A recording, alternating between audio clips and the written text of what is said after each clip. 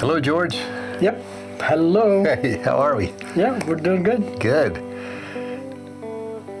We're in this series, The Road Less Traveled. Yeah. Here's what it made me think of this morning is when we travel in our cars, we're going from point A to point B. Maybe it's just across town, maybe it's across the state or across country. Do you always go the same way?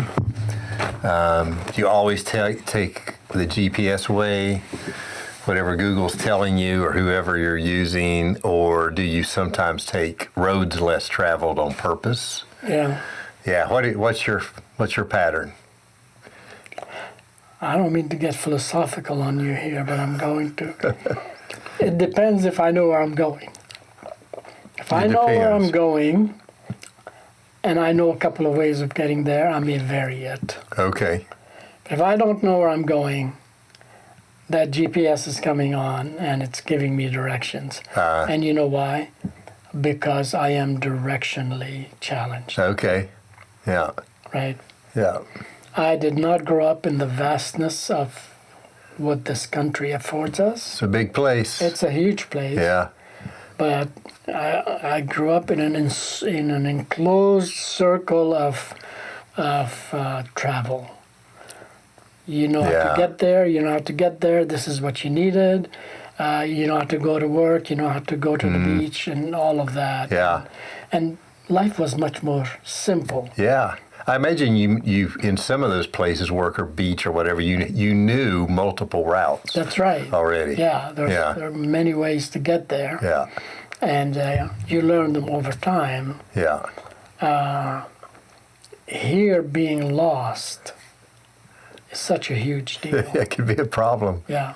Yeah. They've even made some movie things about that. Yeah, that's right. Lost. Yeah. Yeah. Yeah. Yeah, so mostly if I'm traveling with my GPS and I know like the general direction of the highways, I could go on a side highway that takes me through town. Uh-huh. Right? Because I know I'm going to end up in the same lane. Yeah. Right? So I take my time and enjoy the scenic route. The scenic route, yeah. You know, there's sometimes something in me that comes alive when I get that sign on the interstate that says, slow down ahead, you know, or my GPS is saying 30-minute delay. There's something in me that gets excited, and I keep an atlas in my pickup truck.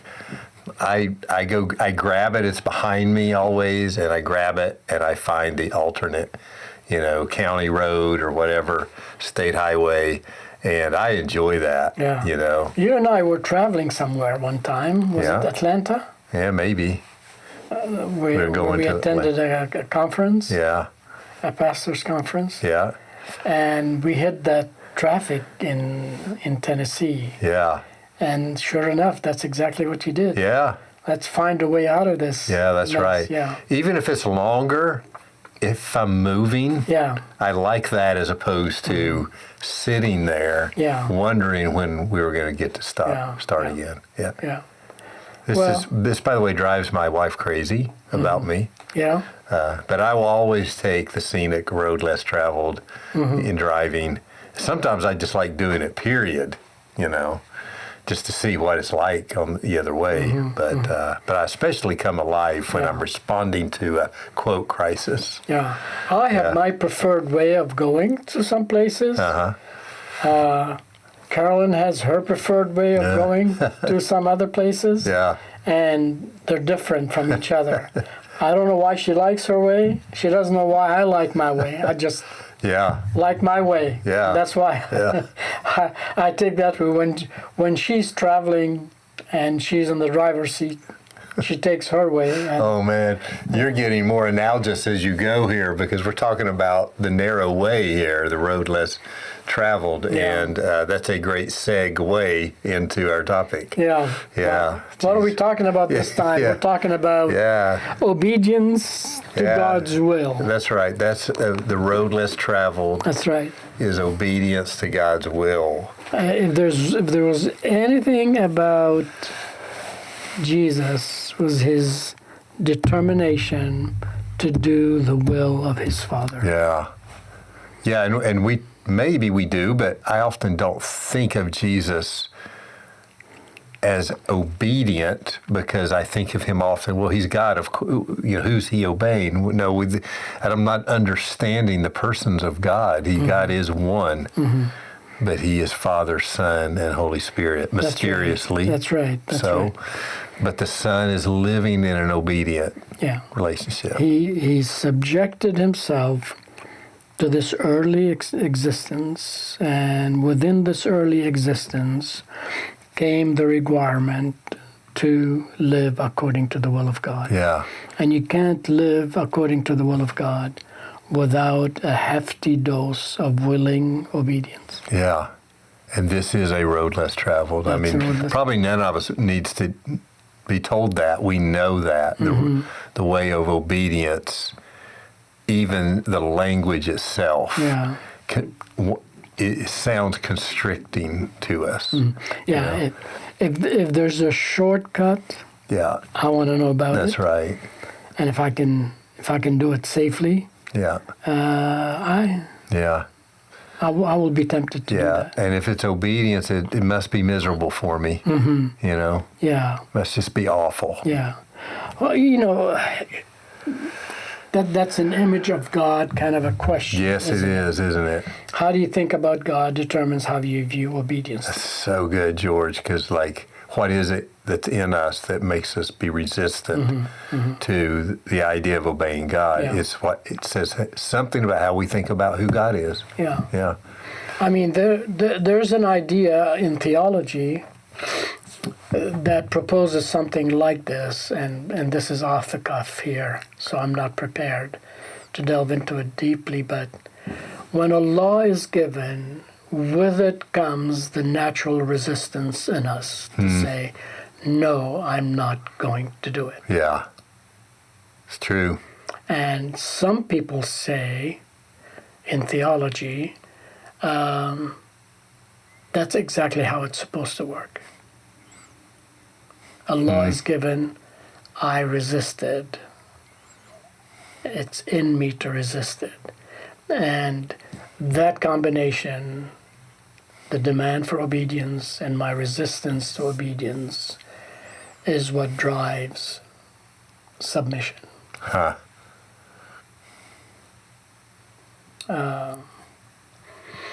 What are you... Or the other side of that is, I must find my own way. Yeah. And whatever I decide is what it's going to be. Right. And God is okay with that. Right? Yeah, that is within us, isn't it? Yeah. And God should be okay with that. Yeah. He can't expect me to do the hard thing and obey his will. Yeah. Yeah. Yeah, that's right. Boy. Okay. Jesus' first public act in ministry. Do you remember what that was? Baptism. Baptism. Right. And at his baptism, what does he hear? The voice from heaven saying, "This is my beloved Son, in whom I am well pleased." Yeah. But what was his obedience? What was this act? Yeah. It was an act of obedience. Yes, it was. To submit himself to this baptism for us. He's not being baptized for his own sins, but for our own sins. So in solidarity with us, he comes to baptism and he subjects himself to baptism. And what happens right after that? Baptism to wilderness. That's right. Yeah. That's right. Temptation. And the temptation. And there we also see. Oh, man, so those are the very first things that well, not the very first things, but at least when he declared himself to be on the way on the way to messiahship over Israel. Yeah, that's We right. see him obedient at age 12 when he was in the temple. That's right. And his mom and dad say, come on, it's time to go home. Yeah. And he lived with them and in obedience. Yeah, that's right. Right? Yeah. It'll be a great question for him in eternity, perhaps. Perhaps, maybe we'll get to ask him this. Tell us about your obedience training from 12 to 30. Yeah. Give us a couple of stories about that. And I think that'll be really fun. Yeah. Yeah. And I think you bring up a very, very good question here. Like, how do we learn obedience? Yeah. Right? Yes.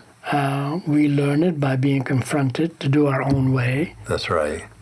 Or not. That's right. And when we've done it our own way and realized it's not the right way, then we come back and say, well, no, I'm not going to do it this way again. Yeah, that's right. Right? Yeah, there's that verse in Hebrews 5. It says Jesus learned obedience from what he suffered. Yeah. Yeah. It's a fascinating verse. That's right. And worthy of our meditation for sure. Yeah. Jesus is learning obedience. That's right. There's a learning side to obedience that we cannot shirk. Yeah. It's the way to learn obedience that is so helpful for us. Yeah. To say, not my will, but yours. That's right. And that way of obedience has to be learned. It has to be learned. If it had to be learned by Jesus, who's the Son of God, he's showing us That's right. This is a way that has to be learned. It is not innate for us to say, okay, have it your way, I'll submit. Yeah, that's right. That's right. We have a will that we want to impose on our choices. And that comes, if we are making theological reflections here, that comes from originally in the garden. Yeah. That's right. Your will is for you to dominate her, and she's going to resist that. Yeah. Yeah, that's right. So that comes from way, way back then. Yeah. In the primordial times of our existence. Yeah, this is as old as we men are. It's as old as time. As old as time. Yeah, that's right. So we see it in the garden as well. You mean the garden of Gethsemane. Okay. Jesus. Okay, now you just fast forward. That's right. From his baptism and the wilderness, we also see it all the way through. At the end. That's right. And then you mentioned a little earlier how throughout his life, Jesus is committing to doing. Yeah, we hear him saying things like, I only do what I see my Father doing. That's right. He says something like, he who has my commands and obeys them. That's right. He's the one who loves me. That's right. So obedience is such, I guess it's back at this place of core, isn't it, George? Yeah. It's this road less traveled, as we look at things like humility and servanthood and love and obedience. These are core. Yeah. And you don't get there without thinking and reflecting and meditating. How is it that I can obey God today? Obey not in the slavery kind of sense. Right, that's right. But in, this is my Father, how can I please him today? Yeah. And how can he be pleased with me as his son acting in the way that he wants me to act? Yeah, that's right. Right? And obedience training is so built into child rearing, parenting. Because when they're young, there's an obedience we're trying to show them and help and train them in, that their persistent why. It's like there's a place to explain why, but there's also a sense, I think anyway, in healthy parenting, where I don't have time to explain the why to you right now. Just need to you obey. need to obey. And they learned over time, if we're parenting well, and we get a few breaks along the way, that they'll start to value obedience. Then as we grow, we don't as they grow and we grow as parents, we want them to learn the way of obedience out of a cheerful choosing, not if I don't do this, I'm going to get in trouble. That's the early stages. It's so built into the human development ideas. what do we call ages 2 to 3? Yeah, toddlers or the terrible. Oh, the terrible. The terrible twos. Why are they so terrible? Yeah, that's right. Because everything you tell them, they don't want to do. That's right. They've discovered their will. We start this way. They've discovered that they have their own way, their own preferences. Yeah. And it doesn't include yours or the safety of the family or your own safety. Yeah, right? That's right. Yeah, don't jump off the counter. Yeah. When you land, you're going to be sorry for it. Yeah. But you still do it. Yeah, right? yeah, that's right. So you learn this way. Yeah. So it seems like, developmentally speaking, it is built in to be resistant. Yeah, for sure. To doing someone else's will. Yeah, that's right. So we have opportunity and responsibility as parents to train them in that way. Yeah, this is why this Jesus way of obedience must become our way of learning that's obedience. Right. You know. Yeah. Yeah. The Lord's Prayer, thy kingdom come, thy will be done. Thy will be done. Is such a formative prayer. Yeah. Like Jesus knew exactly what he was That's teaching. Right. Their submission. He knew the into resistance that I've got a kingdom, I need to exercise my kingdom. I've got a will, and I need my will to be done. And he says, no, no, that's not the way. Yeah. If your will coincides with the will of God, and if the actions of your own, looking after your own interests, coincide with God's interests, fine. But when they don't, it's your kingdom come, your will be done, not mine. Yeah, it's good. Yeah. And that is Jesus' thought. This is a formational issue. You learn it by praying this prayer. Yeah. By praying this way. Yeah. Teach us to pray. That's where the first prayer comes from as a response to the question. You know, the disciples were not saying, Lord, teach us a rote prayer that we can say in the morning. Yeah, that's right. Or at some point in the worship service. Yeah. Right? No, that's right. That's not what they were asking. They saw a road less traveled when it came to obedience, when it came to living life with God, and they wanted that kind of life. That's right. And it is encapsulated in these prayers that Jesus taught them. Yeah, they weren't trying to help us be more religious, Jesus, by giving us a formulaic prayer. It's like they've connected some dots. Yeah. There's a relationship between Jesus' prayer life with God and his life. That's right. That was compelling to them. That is very compelling. Yeah. And they wanted that way. We want that. Teach us that. And we got to give the disciples credit with that, Jim. Yeah. Because we often think of them as dull and not seeing things. Right. But they saw this. They sure did. They sure did. And they wanted it. They got curious about it. And they wanted it. Yeah, they did. Yeah. Yeah. So there's many people in history that have been going about their merry way of life, and then God gets a hold of them. They hear a voice. Yeah. They see something. Someone says something. A sense of passion against injustice wells up within them, and they've got to do something about it. All of a sudden, obedience has entered. That's right. Yeah. That's right. Yeah. Or the willing to obey supersedes the willing to just let it go. Yeah. I'll just do my thing. You do your thing. Yeah. You know, got nothing to do with it. No. Yeah. God builds a passion in some people, like he did in St. Francis of Assisi. Okay. Right? Yeah. He was living the high life, a son of noble people. Wealthy. And he began to observe that there was something not right going on in the church around him. Yeah. It had become a church for the rich. Yeah. It was abusing the poverty of the people. It was extracting from them the last pennies that they could afford by paying for indulgences and for those kinds of things. And he saw that as unjust. And he heard a voice from God, rebuild my church. Wow.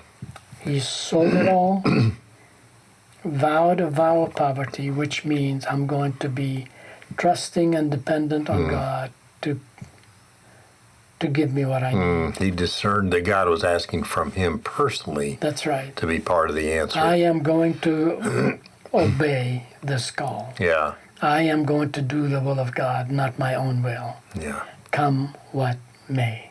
And he did. He did. He did. And that's why we're talking about him. That's right. And he established many, many communities all over Europe. And they're now all over the world.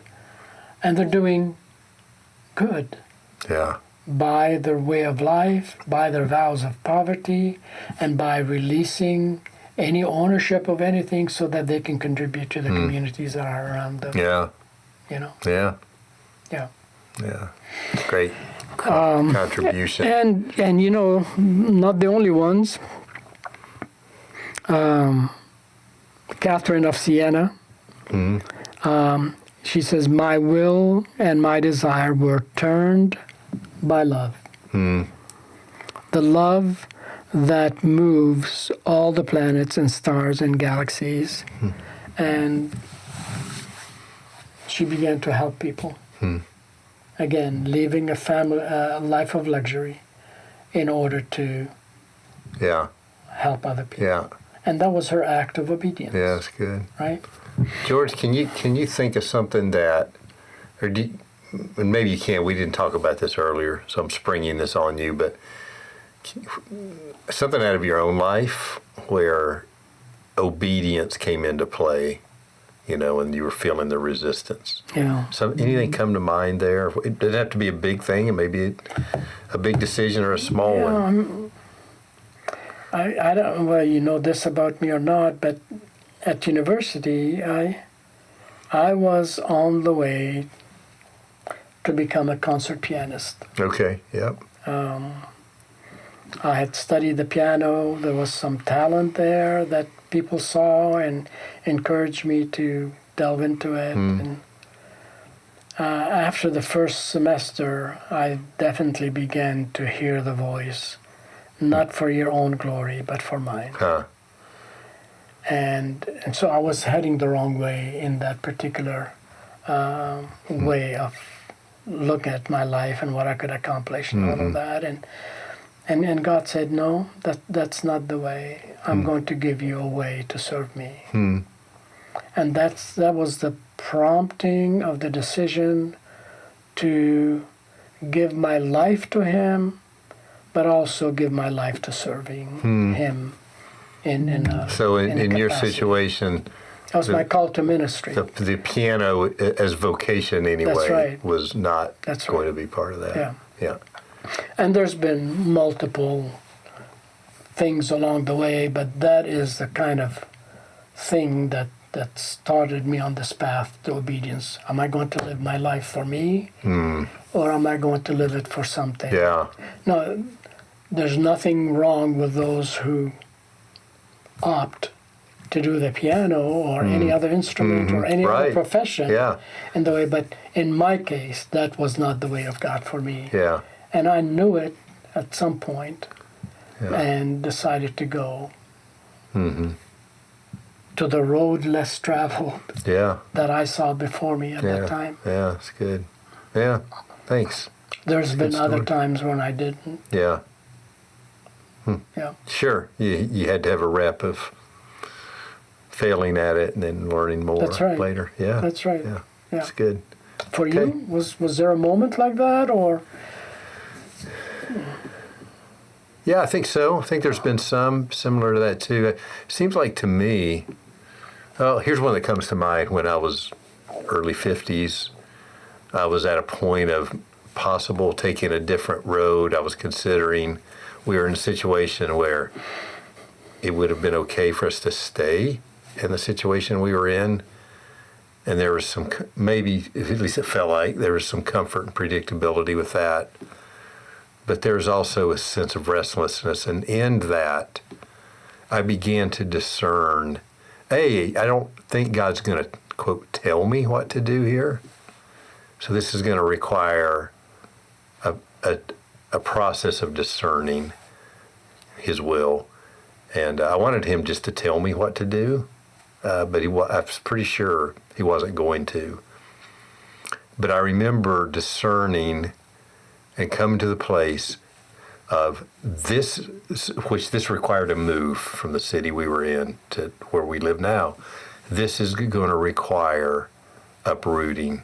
And at this age, where I had a category, you don't start all over at this age vocationally, but that's what it meant. And it felt it. Yes, it came to the conviction was this is an act of obedience for us, and it was, and thank God we chose that, and it had a whole lot to do about our relationship with God. Yeah. So. Yeah. We're not saying here that one act of obedience takes care of everything. No, it doesn't. It's an everyday act of obedience. Yeah, that's right. That's right. That you remember your call. That's right. You and I have trained and assessed church planters for the last umpteen years. Yes. Yeah. And one of the things that we always ask them, how did you receive God's call? Yeah, that's right. And how are you nurturing God's call in your life? Mm-hmm. And if they're not able to answer that question, we help them to answer it. Yeah. Because that is so important, because when you're in the valley of the shadow of death and the enemy is after you, what do you remember the most? You remember that moment or that experience that God called me to this, even though it's hard right now. Mm-hmm. God called me to this, and he who called me will also see me through. That's right. That's right. Yeah. Critical. Remember that. So how do we grow in obedience? Let's go there, George. How do you nurture obedience, a heart of obedience, not just perfunctory obedience, but a heart of obedience? It's left to be said. I'll get into that in just a minute. But the history of Christianity is littered with people who have heard a voice do something about the water situation in Guatemala, or relieve the health crisis that is going on in India, or bring Bibles to the people of Russia, or sneak into North Korea and risk your life and bring the gospel all over the place. All these people who have obeyed. What they're discerning is the voice of God. Yeah. So would you read like John 6:38 and Romans 12:2? Okay. John 6:38. This is Jesus talking. He says, I have come down from heaven not to do my will, but to do the will of him who sent me. I mean, like, this is revolutionary teaching, right? Like he's taken all of humanity, doing my will.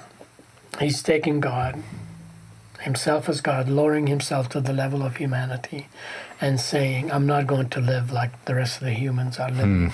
I'm going to live according to the will of God. Yeah. And this is what it looks like. Wow. Yeah. Welcome in. Yeah. Follow me. Yeah. I'll teach you. Yeah. Right. Courageous. Romans 12:2, very common passage. Okay. Romans 12:2 says, do not conform to the pattern of this world, but be transformed by the renewing of your mind. Yeah. Then you'll be able to test and to prove what God's will is. That's right. Yeah. His good, pleasing, and perfect will. Yeah. So, again, this takes reflection. This takes moment where you're coming to terms with yourself, where you are, how you're living. Yeah. Again, a way of examining and meditating on what God wants for us. Let me close with reading from Psalm 25, verses 4 and 5. Okay. So the way here is the way of meditation. Yeah, and you're offering that, George, because, and here's, you can correct me if I'm off here, but you're offering the way of obedience is more than just following the rules. Yeah, yeah. You know, there are rules that we should and can follow, and we're not speaking against that. They're good, can be really good for us. But as we are formed in the way of Jesus, he's looking for something deeper than just behavioral conformity. As important as that may be, and especially as when we're young and new. You're saying this is a deeper work, this work of obedience. We can obey out of our will. And get it out of obligation, out of duty, out of all kinds of other ways. But we can also obey out of passion and love. That's right. For God. We can also obey out of fear. And we're not even saying that's always wrong either. I mean, Dallas Willard used to say, he is no fool who fears getting crosswise with God. It's okay. But there's a way of love that is not about fear. We want to get to being obedient to God's will at every moment of our lives. That is the road less traveled. That is the road less traveled. Not just at the big decisions or crossroads in life. Right. Or we just gut it out and do the stupid hard thing. I mean, we have those moments, but there's something else that God wants to see. I want to close with this little meditation on Psalm 25, verses 4 and 5. Make me to know your ways, your will. O Lord, teach me your paths. My paths are not your paths. My ways are not your ways, right? But teach me yours, Lord, so that if I understand them and know them, I have an opportunity to do them. Lead me in your truth and teach me, for you are the God of my salvation. For you I wait all day long. So I think that is the way to build into our lives a practice of meditating on our lives, of seeing where we are being obedient to God's will and we're not, where we're not. And based on this scripture, asking the Lord to teach us and to show us the path if we're not confident. When we're not confident about the way to go. That's good. Right? So this discipline of meditation helps us nurture that heart of obedience. That's right. Always be thinking, what is the will of God? And Lord, show me your will. Show me that way. Teach me. I'm not talking in the nebulous sense. Lord, I don't know what to do, and I need to discover it. So can you send me a sign of something, so that I know? No, God knows His will, and we know His will in the Scriptures, but we may be blinded to that by whatever circumstance. Lord, in this I am not able to see. But I do want to obey your will. Show me your will. That's good. Teach me your way. And I will follow it. That's good. We've been given the Spirit to aid us in that. And His Word to aid us in that. It's good. That's the narrow way. That's the way. It's the road less traveled. That's right. Well, great, George. Thank you. And again, none of us has our PhDs in this. We're just getting them. It's going to take some time. I'd say we're still in kindergarten in some ways. Thanks for that reminder. It's true. It's so true. All right. We'll see you guys next time. Take care. Thank you so much for listening to this episode of the Soul Renovate podcast. Any of the scriptures or resources that we mentioned in this episode will be linked in our show notes. If you enjoyed this episode, be sure to leave us a review and subscribe on your favorite podcasting app, because it really helps us to share these conversations with more Christian leaders like you. And if you have any questions you'd like Jim and George to answer, you can email us at info@soulrenovate.us. Soul Renovate is a ministry of Christ First Counseling Center, and it exists to propel Christian leaders to abide in Christ and grow in His likeness. Soul Renovate is made possible by the generous support of people like you. If you'd like to support us, you can do that on our website, soulrenovate.us. And if you'd like to learn more about Soul Renovate, you can also do that on our website, soulrenovate.us. This podcast is produced by me, Dalton Huey. Our cover art was designed by Hannah Huey, and our music is by The Fox's Forest. Thanks again for listening. Until next time.